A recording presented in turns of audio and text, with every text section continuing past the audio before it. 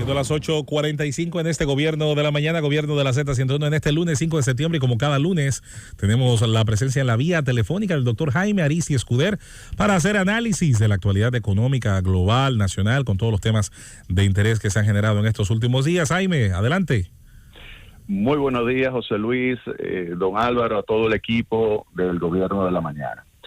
Bueno, vamos a comenzar con el toro internacional, y la noticia del momento es la decisión de Rusia de no abrir el suministro de gas natural a través de Nord Stream 1. Es decir, que eso le quita una parte adicional del gas ruso que estaba siendo suministrado a Europa, en particular a Alemania.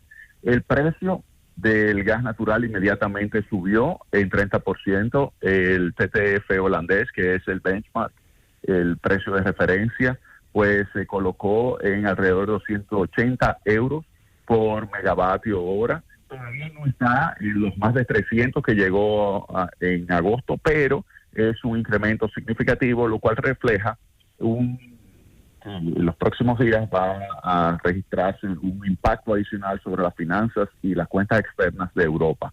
En particular, Alemania ya decidió aprobar un apoyo de más de 65.000 millones de euros para sus consumidores, para su población.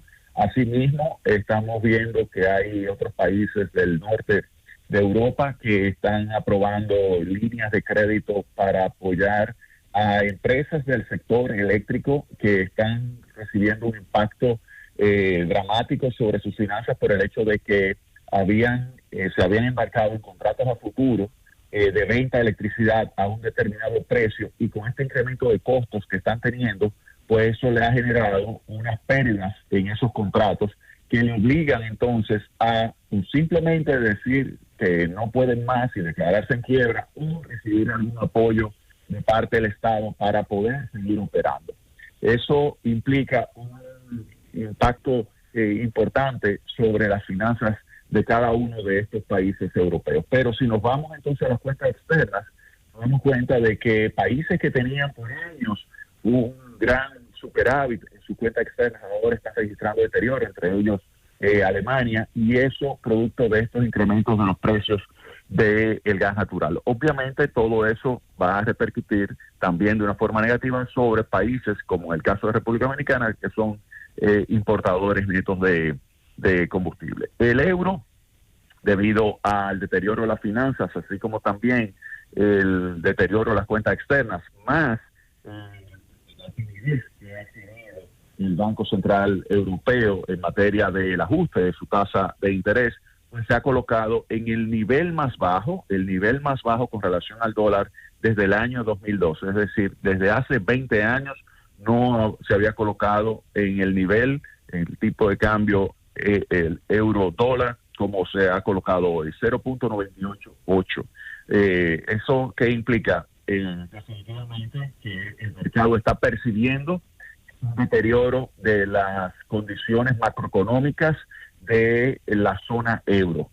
En consecuencia, eso también repercute de una forma negativa para países que reciben turistas europeos, por el hecho de que si observamos un deterioro de la moneda europea, eso significa que ante la crisis que lo está afectando en términos macroeconómicos, que se expresa también en una pérdida del poder de compra de los europeos, pues ellos tenderán a sustituir parte de su consumo de ocio, que entre lo que se encuentra el turismo al Caribe, por ejemplo, sustituir eso por otro tipo de actividad.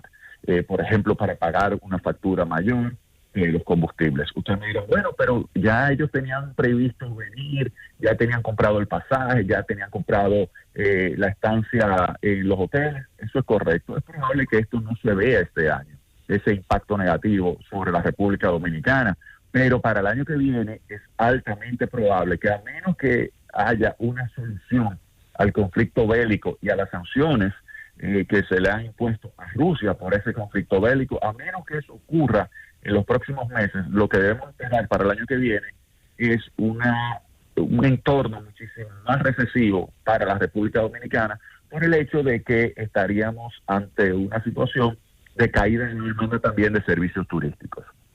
Otro elemento que hay que tomar en cuenta, que también nos va a afectar a nosotros, es la incertidumbre provocada por la sobrereacción de Jeremy Powell en la reunión de Jackson Hole, que ya la he comentado, pero que la semana pasada se manifestó durante prácticamente toda la semana con caídas significativas en los principales indicadores bursátiles, el Dow Jones, el Nasdaq, así como también el S&P 500, todos registraron caída y eso provocó que el mes de agosto completo registrara una caída, borrando gran parte de lo que fue la recuperación del mes de julio.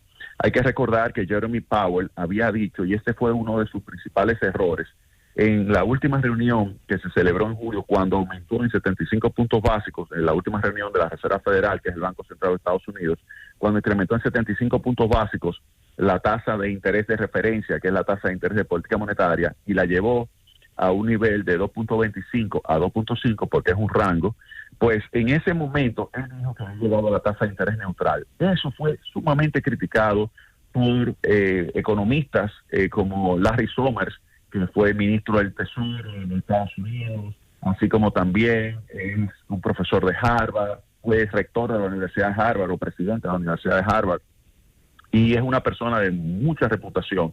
Y dijo que esa declaración de que había llegado a la tasa de interés neutral, que es la tasa de interés que se necesita para ya comenzar a disminuir la inflación. En ese momento que él dijo que había llegado con el 2.25 a 2.5% de tasa de interés de referencia a la tasa de interés neutral, inmediatamente Larry Summers dijo que eso era analíticamente indefendible. Es decir, que eso que estaba señalando Jeremy Powell era totalmente inconsistente con la política monetaria que debía ejecutarse para reducir la inflación. Cuando los mercados oyeron esa crítica tan fuerte, inmediatamente aumentó la probabilidad de que los próximos incrementos ya no sean, como se esperaba, 25 o 50 puntos básicos, sino que pudieran volver a ser 75 puntos básicos en la tasa de interés de referencia. Es decir, que en la reunión que se va a celebrar este septiembre 21, ya la probabilidad de que sea un incremento de 75 puntos básicos el que se registra en la tasa de interés de referencia, la de política monetaria, la que maneja la Reserva Federal, pues en vez de ser 50 o 25, ya sería 75 puntos básicos y tiene una probabilidad que antes era 30 y tantos %, la probabilidad de que eso sucediera, ahora es 61%. 61% de que suba 75 puntos básicos, es decir, que suba de 2.25 a 3% la tasa de interés en septiembre. Y para diciembre lo que se esperaría es que la tasa de interés en los Estados Unidos suba por lo menos a 3.75, de 3.75 a 4.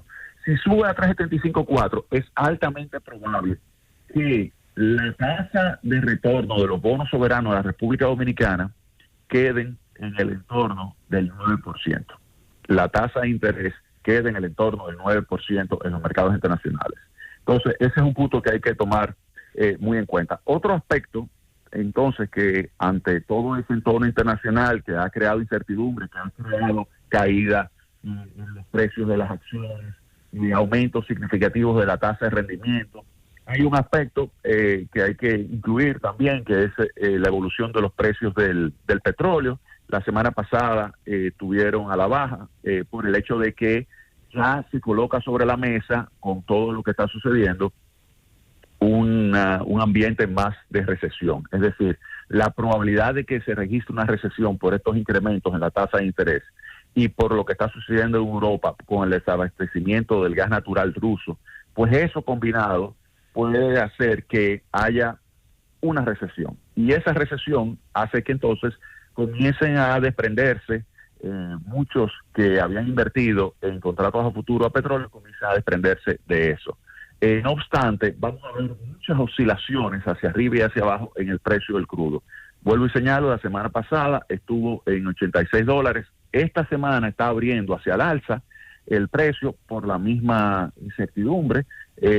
Hay quienes deciden entrar, salir al mercado de precio a futuro de los combustibles y ya hoy está ahora mismo en $89.90. Vamos a ver cuál fuerza domina, si la que manda un mensaje de que habrá recesión y con esa recesión habrá una caída de la demanda de combustible y esa caída de la demanda de combustible significa menor precio del petróleo, o también si el aumento de tasa de interés puede producir una caída en la demanda de certificados o contratos a futuro de esos productos como petróleo, que pudiera degenerar entonces una caída adicional de su precio, o pudiera ser que también haya una situación donde la oferta disminuya porque ante la caída de los precios la OPEP decida pues recortar producción. Si la OPEP decide recortar producción, inmediatamente debería haber entonces un aumento de precio. De hecho, lo que está sucediendo ahora mismo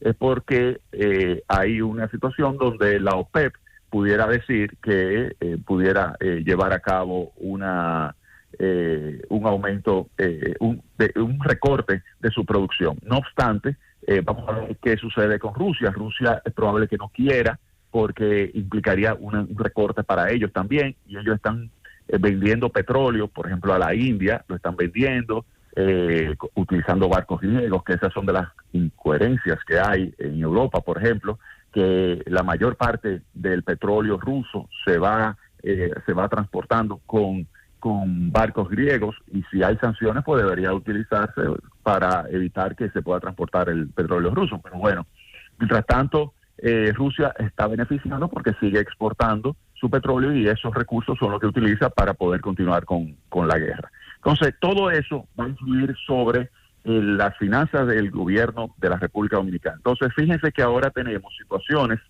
delicadas para el gobierno de la siguiente forma. Uno, por el tema del sector eléctrico, yo creo que ese es un súper reto que tiene el gobierno de la República Dominicana, el gobierno del presidente Abinader, porque estamos ante una situación en la cual las pérdidas en términos de medidas, en términos de cantidades, es decir, la cantidad de energía comprada versus la energía cobrada en términos de gigawatts.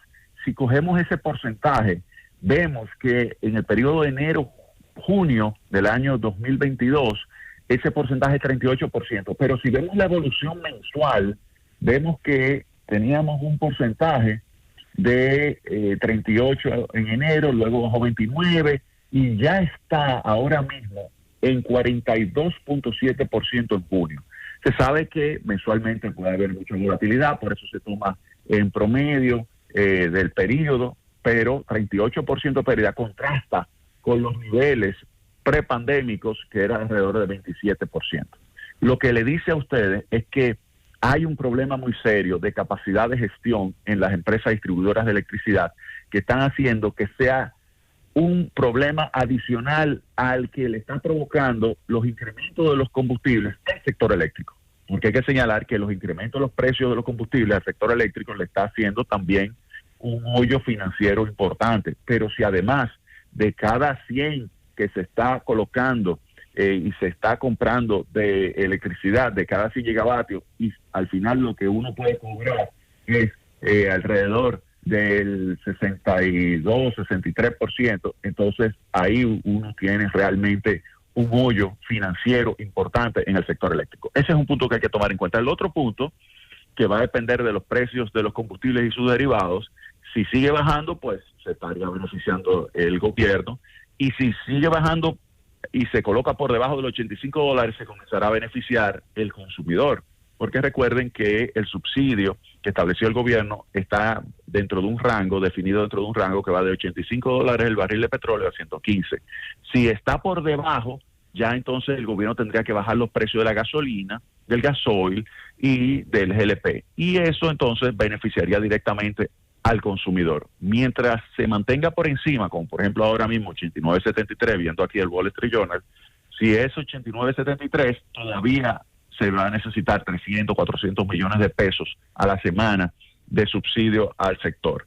Ya está lejos de cuando estaba en $120, $115, que implicaba 1.400 millones de pesos a la semana de subsidio. Pero ese es un elemento que hay que señalar como otro reto importante para las finanzas del gobierno. Ahora, el punto luminoso, sin lugar a dudas, y que contrasta con lo que ha sucedido en los Estados Unidos, que fue una pérdida de credibilidad en las política monetaria de los Estados Unidos por esas declaraciones de Jeremy Powell que eran inconsistentes con la realidad al decir que la tasa de interés que él había establecido, que iba de un rango de 2.25 a 2.5, era la neutral, cuando uno la calcula es 5.4%, o sea, fíjense que estaba muy lejos todavía la tasa de interés que se necesita para poder comenzar a reducir la inflación. Si nos vemos el caso de la República Dominicana, vemos que el Banco Central ha sido más consistente que ese Banco Central de los Estados Unidos. El Banco Central ha manejado su política monetaria de tal forma que desde noviembre del año pasado ha estado aumentando gradualmente esa tasa de interés de política monetaria de una forma tal que se mantiene la credibilidad, la confianza de los agentes económicos en la política monetaria y por lo tanto en el peso dominicano. Y eso se ve claramente por el hecho de que ahora mismo la tasa de interés neutral, si calculamos en base a la expectativa de inflación para los próximos 12 meses, que es 6.8, es el 2% de tasa de interés real neutral, tenemos que la tasa de interés que debería prevalecer es 8.8%, que está muy cercana al 8% que la semana pasada llegó finalmente a colocarse cuando decidió el Banco Central aumentar en 25 puntos básicos, que es un cuarto de punto porcentual, la tasa de interés.